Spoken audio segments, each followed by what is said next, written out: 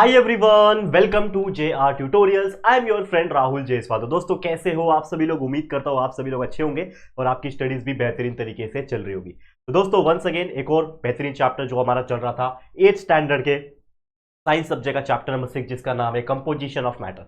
क्या ये बहुत ही बेहतरीन चैप्टर है। इसके ऑलरेडी 2 लेक्चर्स हमने कवर कर लिए हैं। आज है इसका लेक्चर नंबर 3। ऑलरेडी एक और चीज बताना चाहता हूं कि हमारे इस चैनल JR ट्यूटोरियल्स के ऊपर सारे के सारे चैप्टर्स आपको मिल जाएंगे।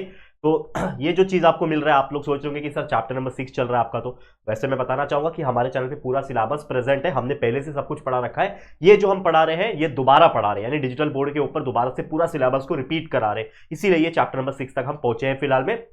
लेकिन जैसे जैसे आप आगे बढ़ोगे आप देखते रहोगे कि हमारा पूरा का पूरा ये एंटायर सिलेबस कंप्लीट हो रहा होगा। न्यू बैच का, पुराने बैच का पूरा कंप्लीट है। तो सारे वीडियोस पिछले 3-4 साल से बच्चे देख रहे हैं, उनको आप लोग भी देखो, क्लियर करो कंसेप्ट को और अच्छे अच्छे एग्जाम में मार्क्स स्कोर करो। ठीक है, तो चलिए उम्मीद करता हूं आप लोग वीडियोस देखोगे और अपने दोस्तों को भी शेयर करोगे।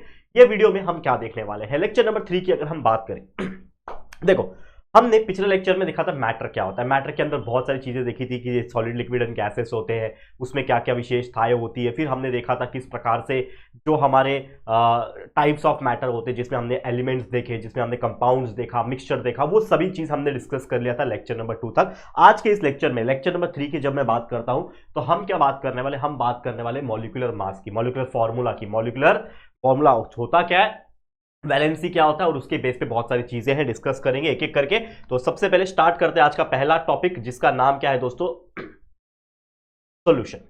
ठीक है, आज का पहला टॉपिक है सॉल्यूशन। तो पिछले लेक्चर में हमने देख लिया था types of elements, types of compound and types of mixture.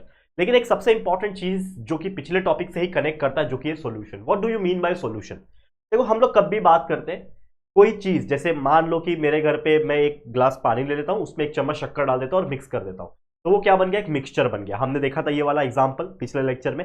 तो वो जो मिक्सचर बन गया, लेकिन एक्चुअल में वो मिक्सचर क्या है, वो एक सॉल्यूशन है। हम लोग बोलते हैं ना ये वाला सॉल्यूशन ले लो, ये वाला सॉल्यूशन ले लो। तो सॉल्यूशन एग्जैक्टली क्या होता है कि अ होमोजीनियस मिक्सचर। क्या होता है सॉल्यूशन का मतलब, अ होमोजीनियस मिक्सचर ऑफ 2 और मोर सब्सटेंस, यानी 2 या फिर 2 से ज्यादा सब्सटेंस अगर प्रॉपर तरीके से मिक्स हो रहे हैं और होमोजीनियस मिक्सचर बना रहे हैं। होमोजीनियस मतलब क्या होता है, जिसका फेस एक ही होता है। फेस एक ही मतलब मिलके वो एक ही जैसा दिखेगा। हमने पढ़ा था होमोजेनियस मिक्सचर, हेटेरोजेनियस मिक्सचर। तो होमोजेनियस मिक्सचर मतलब जिसका फेज 1 होता है, यानी जैसे पानी है, पानी के अंदर उन्होंने शक्कर डाल दिया, पानी के अंदर दूध डाल दिया, तो मिलके वो क्या हो जाता है, एक ही कंस्टिट्यूएंट बन जाता है। तो उसको होमोजेनियस बोलते हैं। हेटेरोजेनियस क्या बताया था, जैसे पानी हो गया और ऑयल डाल दिया, दोनों मिक्स तो होंगे लेकिन फिर से छोड़ दो तो अलग अलग दिखेंगे, ऑयल अलग दिखेगा, वाटर अलग दिखेगा। समझ में आया? तो अगर कोई 2 या फिर 2 से ज्यादा सब्सटेंस का मिक्सचर बनता है, होमोजेनियस मिक्सचर बनता है, उसी चीज को हम लोग सॉल्यूशन बोलते हैं। कई सारे एग्जांपल्स ले सकते हो कि पानी के साथ सॉल्ट मिला दो, नमक मिला दो, वाटर सॉल्ट सॉल्यूशन बन गया। पानी के साथ शक्कर मिला दो, शुगर वाटर सॉल्यूशन बन गया। ऐसे कई सारे एग्जांपल्स हम ले सकते हैं। अब उसी के अंदर 2 चीज होता है, एक होता है सॉल्वेंट, दूसरा होता है सॉल्यूट। तो जिस चीज में मिलाया जा रहा है वो होता है आपका सॉल्वेंट, और उसकी क्वांटिटी हमेशा ज्यादा रहेगी, मतलब उसका प्रोपोर्शन अगर बात करें, it is present in the largest proportion. जैसे एग्जांपल के तौर पे शुगर और वाटर लेंगे, तो पानी 1 ग्लास लिया, 1 चम्मच शक्कर डाला, ठीक है, चाहे 2 चम्मच शक्कर डाला, लेकिन पानी ज्यादा है ना, तो जिसका प्रपोर्शन ज्यादा रहेगा और जिसमें डाला जा रहा है कोई चीज को, वो होता है आपका सॉल्वेंट। ठीक है, सॉल्वेंट का प्रपोर्शन हमेशा लार्जेस्ट होता है, याद रखना। और सॉल्यूट होता है जो जिसमें डालते हैं, ठीक है ना, जो चीज डाला जा रहा है वो सॉल्यूट होता है। तो सॉल्यूट कोई सॉलिड भी हो सकता है कोई लिक्विड भी हो, लेकिन सॉल्यूट हमेशा क्या होता है, it is present in the less proportion. तो कोई भी सॉल्यूशन क्या होता है, होमोजेनियस मिक्सचर होता है 2 या फिर 2 से ज्यादा चीजों की, लेकिन उस सॉल्यूशन के अंदर 2 चीज होती है। एक होता है सॉल्वेंट जो होता है ज्यादा प्रमाण में, ज्यादा प्रपोर्शन में माफ करना, और एक होता है सॉल्यूट जो कम प्रपोर्शन में प्रेजेंट होता है। तो इस तरीके से आप याद रख सकते हो। ठीक है, क्लियर है दोस्तों? ओके, मेरी आवाज आपको परफेक्टली आ रही होगी। एक बताना चाहता हूं मेरे हेल्थ के रिगार्डिंग, पिछले 3-4 दिनों से I was not well and even I am not well. ठीक है, मेरी हालत अभी भी खराब है, लेकिन मेरे कुछ कमिटमेंट्स हैं कि आपको मैं वक्त के पहले, अभी आपके मिड टर्म एग्जाम्स आने वाले हैं, उसके पहले मैं आप लोग का पूरा पोर्शन कंप्लीट करा के दूंगा न्यू वाले बैच का। ऑलरेडी सब कुछ प्रेजेंट है, मैं चाहूँ तो रेस्ट कर सकता हूँ क्योंकि मैंने सब कुछ पहले से पढ़ा रखा है, लेकिन जो न्यू बैच का कमिटमेंट है ना, वो मैं ऐसे नहीं छोड़ सकता।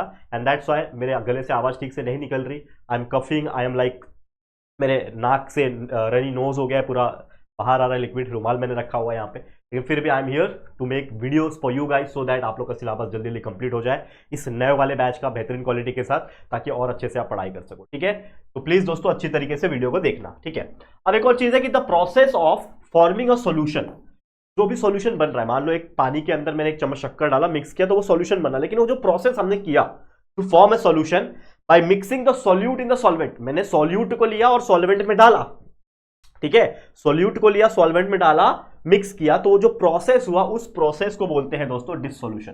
क्या बोलते हैं? डिसोल्यूशन। अब जो सॉल्यूशन हमने पढ़ा इसके भी दो टाइप होते हैं, मतलब दो नहीं, वैसे दो से ज्यादा टाइप होते हैं, लेकिन बेसिक टाइप बताना चाहता हूं। जैसे टाइप्स ऑफ सॉल्यूशन में होता है लिक्विड इन लिक्विड सॉल्यूशन, मतलब कोई लिक्विड में कोई लिक्विड मिला दो तो वो बन गया लिक्विड इन लिक्विड। जैसे कोई भी एग्जांपल आप ले सकते हो, ठीक है, आपका पानी है, पानी में आप क्या मिला रहे हो, ये मिला दो, क्या बोलते हैं इसको, फिनाइल मिला दो, आपका वो होता है ना कपड़े पे डालते हैं, नील, नील बोलते हैं हम लोग, ठीक है, ब्लू विट्रियोल नील बोलते हैं। आपको पता है व्हाइट कपड़े के अंदर वो एक ढक्कन आता था प्रचार, 4 बूंदों वाला, वो ऐसा थोड़ा सा डालो, मिक्स करो और व्हाइट कपड़े को ऐसा निकालो, थोड़ा शाइन बढ़ जाता है, तो वो क्या है? लिक्विड है। तो लिक्विड इन लिक्विड के से कई सारे सॉल्यूशन हो सकते हैं। तो ये एक एग्जांपल है लिक्विड इन लिक्विड का, कि कोई भी लिक्विड के अंदर एक और लिक्विड मिला दो तो वो बन गया एक सॉल्यूशन। बहुत सारे एग्जांपल है। नेक्स्ट है गैस इन गैस सॉल्यूशन, कोई भी गैस के अंदर गैस मिला दो, जैसे हमारा हवा, एयर जो है हमारा, एयर के अंदर बहुत सारे गैस ऑलरेडी मिक्स है, ऑक्सीजन है, कार्बन डाइऑक्साइड है, सल्फर डाइऑक्साइड है, नाइट्रस ऑक्साइड है, कई सारे गैस ऑलरेडी मिक्स हुए हुए। नेक्स्ट है सॉलिड इन सॉलिड, कोई भी अलॉय हो सकता है।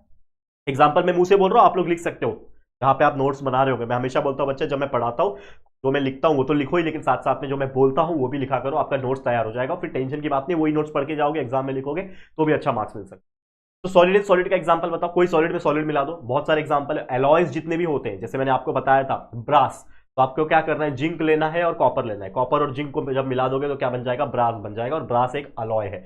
वैसे आयरन के अंदर अगर आपको स्टेनलेस स्टील बना रहा है तो आयरन के अंदर क्रोमियम है, मैग्नीशियम है, ऐसा कुछ चीजें मिलाते हैं तो क्या बनता है? स्टेनलेस स्टील बन जाता है। नेक्स्ट है गैस इन लिक्विड, लिक्विड के अंदर आप गैस मिला सकते हो। बहुत सारे ऐसे एग्जाम्पल्स जो है आप लोग को देखने मिल जाते हैं, ठीक है ना। तो वो सब चीजें हैं, तो आप डाल सकते हो। मान लो कि कोई ये है, मतलब कोई गैस है, उसके अंदर आपने लिक्विड डाल दिया, कोई एसिड हो सकता है, कोई भी चीज हो सकती है, ये आप मिला सकते हो। तो ये कुछ एग्जांपल्स है सॉल्यूशन के जो मैंने आपको बता दिया। अब सॉल्यूशन से रिलेटेड कई सारे और टॉपिक है, जैसे एक टॉपिक है सस्पेंशन। तो सस्पेंशन का मतलब क्या होता है? It is a mixture of liquid and a solid, मतलब कभी भी कोई सॉलिड और लिक्विड मिक्स होते हैं तो वो जो चीज बनता है वो है आपका सस्पेंशन। मतलब इन शॉर्ट सस्पेंशन का मतलब क्या है? लिक्विड और सॉलिड का मिक्सचर, ठीक है। और वो मिक्सचर क्या होगा? पहली बात तो होमोजीनियस होगा कि हेट्रोजीनियस होगा? ऑब्वियसली हेट्रोजीनियस, क्योंकि कभी भी सॉलिड और लिक्विड मिक्स होके ना क्या हो सकते हैं? सेम एक नहीं हो सकते बेसिक तौर पे। तो हम लोग बोलते हैं एक हेट्रोजीनियस मिक्सचर है, क्यों? क्योंकि वो दोनों अलग अलग ही दिखेंगे। तो सिंपली हम लोग सिंपल टर्म्स में क्या बोल सकते हैं कि it is a heterogeneous mixture of a liquid and a solid which is called as the suspension, ठीक है। और सस्पेंशन के अंदर जो भी सॉलिड पार्टिकल्स प्रेजेंट होंगे, क्योंकि ऑब्वियसली सॉलिड और लिक्विड का मिक्सचर है तो उसके अंदर सॉलिड पार्टिकल्स तो प्रेजेंट होंगे ना। तो जो सॉलिड पार्टिकल्स प्रेजेंट है वो डिसॉल्व तो हुए नहीं है। अब आप बोलोगे सर पानी के अंदर जो कि लिक्विड था उसके अंदर शुगर डाल दिया जो कि सॉलिड था, तो वो तो डिसॉल्व हो गया, तो वो सस्पेंशन नहीं कहलाएगा। सस्पेंशन का मतलब क्या कि लिक्विड है और लिक्विड के अंदर सॉलिड डाला हुआ है और वो सॉलिड डिसॉल्व नहीं हो रहा है, वो सॉलिड वैसे का वैसे ही है, उसको बोलते हैं सस्पेंशन। तो डायामीटर जो रहेगा, एक मिनट, तो जो भी सॉलिड पार्टिकल्स प्रेजेंट है उसका जो डायामीटर रहेगा, नहीं उसकी जो, पता है ना डायामीटर का मतलब क्या होता है कि मैथ्स में आपने पढ़ा, ये आपका एक पार्टिकल है, उसका यहां से यहां तक का डिस्टेंस को डायामीटर बोलते हैं, रेडियस का डबल, पता है ना। तो उसका जो सॉलिड पार्टिकल्स प्रेजेंट रहेगा सस्पेंशन में, उसका जो डायामीटर रहेगा वो क्या रहेगा? लार्जर रहेगा 10⁻⁻⁴ मीटर से, ठीक है। 10⁻⁻⁴ मीटर मतलब कितना? 1/1, 2, 3, 4, मतलब इतना। इसका जो वैल्यू आएगा समथिंग 0.00 समथिंग, जो भी वैल्यू आएगा वो उतना उसका वैल्यू रहेगा, उससे बड़ा रह सकता है। एंड इसीलिए जो लाइट है ना वो पास नहीं हो सकता, it can not pass through it. मतलब जो भी लिक्विड के अंदर सॉलिड डाल के सस्पेंशन तैयार किया हुआ है, क्या तैयार किया हुआ है? सस्पेंशन। तो सस्पेंशन में से मैं अगर कोई लाइट को पास करूं, मतलब मैंने टॉर्च ले लिया और टॉर्च उसके ऊपर लाइट किया, तो लाइट आर पार निकलना चाहिए, लेकिन आर पार नहीं निकलेगा लाइट। क्यों? क्योंकि उसके अंदर जो पार्टिकल्स प्रेजेंट है उसका साइज जो है लार्जर है 10⁻⁴ मीटर से, इसीलिए light can not pass through it, याद रखना। तो ये हो गया सस्पेंशन। वैसे एक और टॉपिक है उसी के रिलेटेड जो कि एक कोलॉइड। तो कोलॉइड का मतलब क्या होता है? ये कैसा है? It is a mixture of two substance where one substance is made up of particles that are suspended throughout the other outer substance, other substance. मतलब इन शॉर्ट दो सब्सटेंस से तो बना हुआ है, ये दो सब्सटेंस से बना हुआ है, जिसमें एक सब्सटेंस जो है पार्टिकल्स है, ठीक है, जो कि suspended throughout the other substance, दूसरे सब्सटेंस के सस्पेंड हुआ है। जैसे mixture of water and milk, मतलब पानी ले लो और दूध ले लो, दोनों को मिला दिया, ठीक है, तो वो जो सॉल्यूशन बनेगा वो बनेगा कोलाइडल सॉल्यूशन। क्या बनेगा? Colloidal solution. और इसमें से लाइट जब पास होगा, सरफेस ऑफ द मिक्सचर के ऊपर पास करेगा तो वो पार्शियली ट्रांसमिट करता है और पार्शियली स्कैटर करता है। मतलब इसीलिए टॉर्च का लाइट मारोगे तो वो डायरेक्ट आर पार नहीं होगा, थोड़ा सा लाइट आर पार होगा, थोड़ा उसके अंदर ही ट्रांसमिट होकर रह जाएगा। ठीक है, तो इस तरीके से आप ये चीज याद रख सकते हो।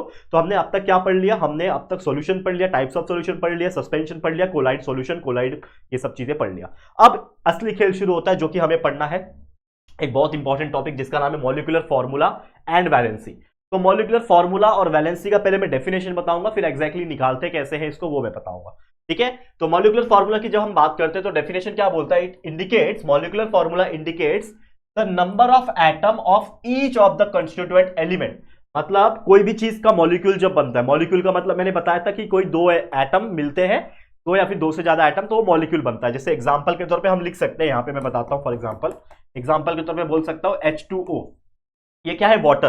तो H2 मतलब हाइड्रोजन होता है, O मतलब ऑक्सीजन होता है, लेकिन ये दोनों सब साथ में मिल गए तो ये एक मॉलिक्यूल बन गया। ये क्या बन गया, एक वाटर मॉलिक्यूल। तो अगर मैं कोई भी मॉलिक्यूल की बात करूं तो ये H2O जो लिखा है मैंने, वो क्या है, वाटर है। ठीक है, ये क्या है, वाटर है। तो ये जो H2O है ना, यही क्या है, इसका मॉलिक्यूलर फॉर्मूला।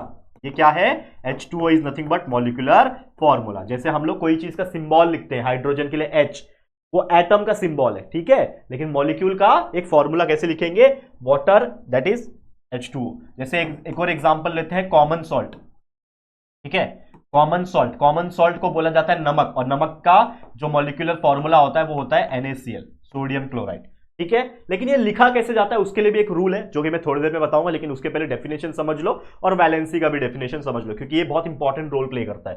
ठीक है, तो क्या बोल रहा है कि मॉलिक्यूलर फॉर्मूला इंडिकेट करता है that is number of atom, मतलब जितने भी एटम रहेंगे वो सब नंबर ऑफ एटम्स को इंडिकेट करता है, अलग अलग एलिमेंट्स के, जो कि किसी भी कंपाउंड के एक मॉलिक्यूल में प्रेजेंट होंगे। ठीक है, तो देखो वाटर के अंदर H भी होता है और O भी प्रेजेंट होता है, तो कितने, कौन सा प्रेजेंट है, हाइड्रोजन 2 प्रेजेंट है, ऑक्सीजन 1 है, तब जाके ये बनता है एक मॉलिक्यूल ऑफ वाटर। वैसे कॉमन सॉल्ट में एक सोडियम एक क्लोरीन प्रेजेंट है, तब जाके बनता है ये। ठीक है, अब ये जो है दूसरा डेफिनेशन क्या बोलता है, वैलेंसी का डेफिनेशन, कि the ability of joining two another atom. मतलब मान लो कि हाइड्रोजन अलग एलिमेंट था, ऑक्सीजन अलग एलिमेंट था, तो हाइड्रोजन और ऑक्सीजन दोनों आके ज्वाइन हुए, दोनों आके मिले होंगे। तो जैसे मैंने आपको पहले भी बताया था कि कोई भी दो एलिमेंट आके मिलते हैं तो उसमें क्या होता है, एक बॉन्डिंग होता है। लेकिन वो जब मिलते हैं तो कुछ क्राइटेरिया तो होता होगा ना, ऐसा नहीं मैं किसी से भी जाके हाथ मिला लूंगा ना, कुछ तो रहेगा ना क्राइटेरिया। तो कोई एलिमेंट दूसरे एलिमेंट के साथ जब कंबाइन होता है या फिर ज्वाइन होता है तो उनमें भी कुछ रूल्स एंड रेगुलेशन होते हैं। तो the ability of joining two another atom with a chemical bond, क्या बनता है, एक बॉन्ड बनाता है। ये क्या है, एक केमिकल प्रॉपर्टी है, हर एटम का एक केमिकल प्रॉपर्टी होता है, और यही जो एबिलिटी है इसी को इंडिकेट किया जाता है कि नंबर से, और वो नंबर को कहा जाता है वैलेंसी ऑफ दैट एटम। अब ये होता क्या एग्जैक्टली मैं बताता हूं, जैसे एग्जांपल समझते हैं। जैसे मैंने अभी अभी आपको क्या बताया, ध्यान देना इस चीज को, अभी अभी मैंने आपको क्या बताया बच्चा, कि मेरे पास है एग्जांपल के तौर पे वाटर। ठीक है, मेरे पास क्या है, वाटर है, और मान लो कि वाटर का मॉलिक्यूलर फॉर्मूला होता है H2O। अब ये मॉलिक्यूलर फॉर्मूला भी कैसे आता है वो भी हम बात करेंगे, लेकिन पहले वैलेंसी को समझ लेते हैं। ठीक है, तो मेरे पास इसमें दो एलिमेंट है, एक है हाइड्रोजन जो कि 2 है, और एक है ऑक्सीजन। ठीक है, बराबर, दो एलिमेंट है। तो हाइड्रोजन के पास 2 है, ऑक्सीजन के पास एक है, और इन दोनों को क्या होना है, कंबाइन होना है, इन दोनों को क्या होना है, कंबाइन होना है। ठीक है, तो इसमें एक फंडा क्या है कि हाइड्रोजन का जो एटॉमिक नंबर होता है वो आपको ध्यान में रहना चाहिए, वो बहुत इंपॉर्टेंट रोल प्ले करेगा। तो हाइड्रोजन जो होता है, हाइड्रोजन की बात कर रहा हूं, नंबर ऑफ हाइड्रोजन की बात नहीं कर रहा हूं, तो हाइड्रोजन का जो एटॉमिक नंबर होता है वो 1 होता है, और ऑक्सीजन का जो एटॉमिक नंबर होता है वो 8 होता है, बराबर, ये सब लोग को पता ही होगा। तो atomic number is 1, atomic number 8, मतलब नंबर ऑफ इलेक्ट्रॉन्स 1 प्रेजेंट है हाइड्रोजन के पास, और ऑक्सीजन के पास नंबर ऑफ इलेक्ट्रॉन्स 8 प्रेजेंट है। ठीक है, लेकिन इसको हम लोग लिखते कैसे हैं, एक फंडा होता है जिसको हम लोग बोलते हैं इलेक्ट्रॉनिक कन्फिगरेशन, जो कि आप हायर स्टैंडर्ड में पढ़ोगे। मैं आपको बस ऊपर ऊपर से बता देता हूं, क्योंकि आपके सिलेबस में दिया नहीं है, मैं आपको ऊपर ऊपर से बताता हूं। तो अगर मैं बात करूं, इसके पास 1 इलेक्ट्रॉन है, सिर्फ एक इलेक्ट्रॉन है, इसके पास 8 है, लेकिन इसको मैं लिख सकता हूं 2,6। क्यों, क्योंकि इसको ऐसे लिखा जाता है क्योंकि शेल्स होते हैं। आप जब 8th 9th में जब जाओगे, शायद आपने ये पढ़ा है 8th स्टैंडर्ड में ही पढ़ा है ना, इनसाइड द एटम में ये चैप्टर पढ़ा है कि नहीं, KLMN शेल होते हैं, ये तो पढ़ा है ना आपको, मैंने पढ़ाया था इनसाइड द एटम में KLMN शेल। ठीक है, था कि नहीं वो चीज, हमने पढ़ा कि नहीं पढ़ा बच्चा, KLMN शेल। देखो मैं आपको फिर से बता देता हूं, यस पढ़ा है, बिल्कुल पढ़ा है। ठीक है, तो आपने ये चीज पढ़ा होगा, और उसमें भी इलेक्ट्रॉनिक कन्फिगरेशन हमने पढ़ा। तो ये कोई एटम है, एटम, ठीक है, तो उसके अंदर क्या होते हैं, KLMN शेल होते हैं, ये तो आपने पढ़ा ही था। ठीक है, this is, one second, this is KLM और N शेल। तो आपको पता है K का कैपेसिटी 2 होता है, L का 8 होता है, M का 18 होता है, ठीक है, और n का 32 होता है। तो यहां पे अगर मैं बात करूं, पहला शेल 2 आ सकता है, दूसरा सेल जो बच गया वो, तो 2,6। तो अगर आप देखोगे तो हाइड्रोजन के पास 1 है, लेकिन अगर मैंने 2 हाइड्रोजन ले लिया तो इसको मल्टीप्लाई बाय 2 करना पड़ेगा, तो ये मेरे पास 2 हो गया, और इसके लास्ट में 6 है। हमें क्या करना है, ऑक्टेट या फिर ड्यूप्लेट को कंप्लीट करना होता है, ऑक्टेट या फिर ड्यूप्लेट होना चाहिए। ये मैंने बताया था पिछला 5वां चैप्टर, जिन्होंने नहीं देखा ये सब कुछ समझ में नहीं आएगा। अगेन मैं बोलना चाहता हूं, 5th chapter inside the atom one of the most important topic था बच्चा। अगर आपने नहीं देखा है तो प्लीज जाओ, थोड़ी देर पहले ही बनाया था, थोड़े दिन पहले वीडियो बनाया था नए वाले बैच में। पुराने वाले बैच में तो कब का बनाया होगा वो भी आप देख सकते हो, तो जाके देखो। तो ऑक्टेट में क्या होना चाहिए, लास्ट में 2 होना चाहिए, और ड्यूप्लेट सॉरी ऑक्टेट में लास्ट में 8 होना चाहिए, ड्यूप्लेट में 2 होना चाहिए। ठीक है, तो यहां पे लास्ट में इसको 8 चाहिए, तो इसको 2 लेना पड़ेगा, तो ये क्या करेगा, 2 इधर से ले लेगा। ठीक है, तो ये 2 जब इसके पास गया तो इसके और इसके बीच में क्या बन जाएगा, H2 था, और इसके पास एक ऑक्सीजन था, तो इनके बीच में क्या बन जाएगा, एक बॉन्डिंग बन जाएगा, और ये बन जाएगा H2। अब इसके पास कंप्लीट हो गया। तो इस तरीके से क्या हो गया, ये अपना बॉन्डिंग बनाते हैं। तो एक्चुअल में हमने वैलेंसी का डेफिनेशन क्या पढ़ा, वैलेंसी का डेफिनेशन पढ़ा कि the ability of joining another atom, this ability is indicated by a number. मतलब कितना दे रहा है या फिर कितना ले रहा है, वो किसके ऊपर डिपेंड करता है, उसके नंबर ऑफ इलेक्ट्रॉन्स के शेयरिंग के ऊपर। मतलब उसको कंप्लीट करने के लिए, मतलब किसी के साथ बॉन्डिंग बनाने के लिए अपना या तो देना पड़ेगा या तो उससे लेना पड़ेगा। तो कितना दे रहा है या फिर ले रहा है, वही नंबर रिप्रेजेंट करता है वैलेंसी को। ये हमने देखा था ऑलरेडी, ठीक है ना। तो यहां पे हाइड्रोजन जो है वो अपना 1, भले हाइड्रोजन 2 लेना पड़ा है, लेकिन हाइड्रोजन एक्चुअल में एक हाइड्रोजन एक ही दे रहा है ना। तो हाइड्रोजन एक दे रहा है या फिर ले तो कुछ नहीं रहा है, दे रहा है, तो हाइड्रोजन का वैलेंसी 1 हो गया। ठीक है, वैलेंसी की मैं बात कर रहा हूं, तो हाइड्रोजन का वैलेंसी कितना हो गया, 1 हो गया। वही अगर मैं बात करूं ऑक्सीजन की वैलेंसी कितनी हो जाएगी। ऑक्सीजन ने क्या किया, लास्ट में 6 था, इसको 2 और की जरूरत है, तब जाके इसका ऑक्टेट कंप्लीट होगा। तो इसने हाइड्रोजन से 2 ले लिया, 2 हाइड्रोजन बुलाया और दोनों से एक एक लेके 2 लिया। तो ऑक्सीजन ने कितना लिया, 2 लिया, इसके लिए ऑक्सीजन का वैलेंसी 2 हो जाएगा। तो इस तरीके से जब भी कोई केमिकल रिएक्शन होता है या फिर कोई कंपाउंड या फिर मॉलिक्यूल का फॉर्मेशन होता है, तो दोनों को ज्वाइन करने के लिए जो केमिकल बॉन्ड की जरूरत पड़ती है, उसमें जो शेयरिंग ऑफ इलेक्ट्रॉन्स होता है, जो नंबर ऑफ शेयर होते हैं इलेक्ट्रॉन्स, चाहे वो देना हो चाहे वो लेना हो, that number is represented by valency. मतलब वही वैलेंसी आपकी होती है। ठीक है, समझ में आया। तो चलो यहां पे देखते हैं, that is a rule which is cross multiplication method for writing the molecular formula. क्योंकि मैंने अभी आपको क्या बताया, वैलेंसी तो आपको मैं समझा दूंगा कि वैलेंसी क्या होता है, कौन से एलिमेंट का वैलेंसी कितना होता है, ये आपको याद भी करा दूंगा। लेकिन बात ये है कि जो फॉर्मूला आ रहा है, जैसे मैंने बोला वाटर का फॉर्मूला होता है H2O, ये आया कैसे, CO2 कार्बन डाइऑक्साइड, ये आया कैसे, तो ये चीज मैं बता रहा हूं। तो यहां पे अगर आप देखोगे, यहां पे मैंने ले लिया कार्बन, यहां पे मैंने ले लिया ऑक्सीजन।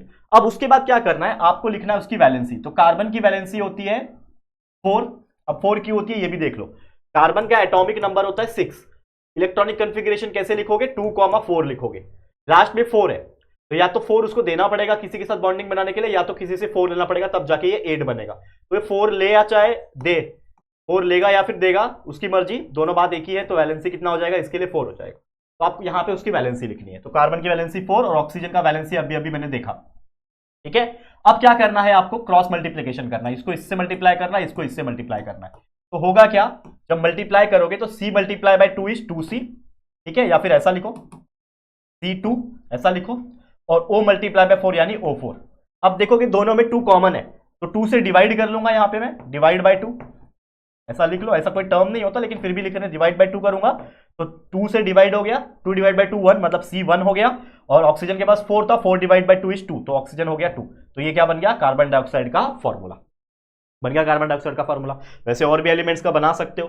फॉर एग्जांपल आपको बनाना है अगर वाटर का बनाना है, तो आपको पता नहीं है, लेकिन आपको पता है कि वाटर कैसे बनता है, हाइड्रोजन को और ऑक्सीजन को मिला के बनता है। लेकिन कितना हाइड्रोजन कितना ऑक्सीजन और उसका मॉलिक्यूलर फॉर्मूला क्या आएगा वो आपको पता नहीं है। तो आप वही चीज कर सकते हो, क्या कि भाई आपको पता है हाइड्रोजन की वैलेंसी 1 होती है, ऑक्सीजन की वैलेंसी 2 होती है, आपको बस करना है क्रॉस मल्टीप्लाई। क्रॉस मल्टीप्लाई जैसे ही करोगे आप लोग, तो क्या मिलेगा, हाइड्रोजन मल्टीप्लाई बाय 2 यानी H2 मिल गया, oxygen multiply by 1 is equal to O1 हो गया। इसको सिंपली कैसे लिखोगे, H2 और O, क्योंकि 1 लिखते नहीं है, तो H2O will be my molecular formula. तो ऐसे आप कितने भी कोई भी एलिमेंट्स का जब कॉम्बिनेशन हो रहा होगा, रिएक्शन जब हो रहा होगा, मॉलिक्यूल हो रहा होगा, तो उसका मॉलिक्यूलर फॉर्मूला ऐसे लिख सकते हैं। ठीक है, तो एग्जांपल से हमारे पास देख लेते हैं। यहां पे एलिमेंट्स दिए हुए, उसका वैलेंसी आपको बताना है और उसका मॉलिक्यूलर फॉर्मूला लिखना है, बहुत ईजी है। देखो, तो कार्बन दिया हुआ है और हाइड्रोजन, ये एक है, ये फर्स्ट है, ये सेकंड है, ऐसे तीन एग्जांपल्स दिए हुए। तो कार्बन और हाइड्रोजन, कार्बन की वैलेंसी होती है 4, हाइड्रोजन की वैलेंसी होती है 1, क्रॉस मल्टीप्लाई होगा इनके बीच में, तो C मल्टीप्लाई बाय 1 हो जाएगा C1 और H मल्टीप्लाई बाय 4 हो जाएगा H4। ठीक है, तो क्या बनेगा, ये बन जाएगा CH4, जिसको बोला जाता है मीथेन। क्या बोला जाता है, मीथेन बोला जाता है। समझ गया, बन गया मीथेन का मॉलिक्यूलर फॉर्मूला। वैसे ये दोनों है, ये दोनों मिलकर क्या बनाएंगे, देखो नाइट्रोजन का वैलेंसी होता है 3, कैसे होता है मैं बता दूंगा, मतलब आपको पता ही होगा कैसे निकालते हैं। नाइट्रोजन का एटॉमिक नंबर होता है 7, मतलब 2,5। अब 5 या तो देगा या तो 3 किसी से लेगा 8 बनाने के लिए, तो 5 देना आसान है कि 3 लेना आसान है, 3 लेना आसान है। ठीक है, किसी से 3 ले लेगा, बॉन्डिंग बना देगा, इसके लिए वैलेंसी 3 हो गई। हाइड्रोजन की वैलेंसी 1 होती है। क्रॉस मल्टीप्लाई करो, n multiply by 1 is n1, h multiply by 3 is h3। तो इसका मतलब क्या हो जाएगा, n को ऐसे लिखेंगे और ये h3, तो ये बन गया आपका अमोनिया। क्या बन गया, अमोनिया। ये अमोनिया का मॉलिक्यूलर फॉर्मूला है। नेक्स्ट है CO2। तो इस C का क्या बोलते हैं इसको, वैलेंसी जो होता है, अभी हमने देखा 4 होता है, ऑक्सीजन का 2 होता है। क्रॉस मल्टीप्लाई करो, क्या हो जाएगा, C multiply by 2 C2, O multiply by 4 is O4। Cross मतलब सिंप्लीफाई करेंगे तो डिवाइड बाय 2 हो जाएगा, तो CO2 हो जाएगा। ये किसका है, कार्बन डाई ऑक्साइड का मॉलिक्यूलर फॉर्मूला है। तो इस तरीके से एग्जाम में कैसे भी क्वेश्चंस आने दो बच्चे, आप लोग इसको सॉल्व करके दिखा सकते हो। तो यही था दोस्तों हमारा आज का लेक्चर, जिसमें हमने आपको बेहतरीन तरीके से हर एक चीज को समझा दिया है, और उम्मीद करता हूं आप लोग को हर एक चीज समझ में आ गया होगा। तो इसी के साथ ये टॉपिक्स कंप्लीट होते हैं, और इसी के साथ ये पूरा का पूरा एंटायर चैप्टर होता है कंप्लीट। तो ऐसे ही हमारे साथ बने रहो, और भी ऐसे चैप्टर्स हम लाते रहेंगे नए वाले बैच के अंदर। लेकिन ऑलरेडी जो सब चीज कंप्लीटेड है पुराने बैच के अंदर, वो सारे वीडियोस आज भी अवेलेबल है, प्लेलिस्ट में अवेलेबल है, वीडियो सेक्शन के अंदर अवेलेबल है, या फिर सर्च करोगे तो भी मिल जाएंगे। तो कीप वॉचिंग अवर वीडियोस। आज के लिए इतना ही। ये वीडियो, ये चैप्टर आपको कैसा लगा है दोस्तों, जरूर से कमेंट करके बताना। वीडियो पसंद आए तो प्लीज वीडियो को लाइक कर देना, शेयर करना अपने दोस्तों के साथ, और अगर पहली बार आए हो चैनल पर, अभी तक चैनल को सब्सक्राइब नहीं किया है, तो फटाफट से हमारे चैनल को सब्सक्राइब करके बेल आइकन को भी प्रेस कर देना। ठीक है दोस्तों, तो जल्दी मिलेंगे फिर एक और वीडियो में। तब तक के लिए thank you and good bye.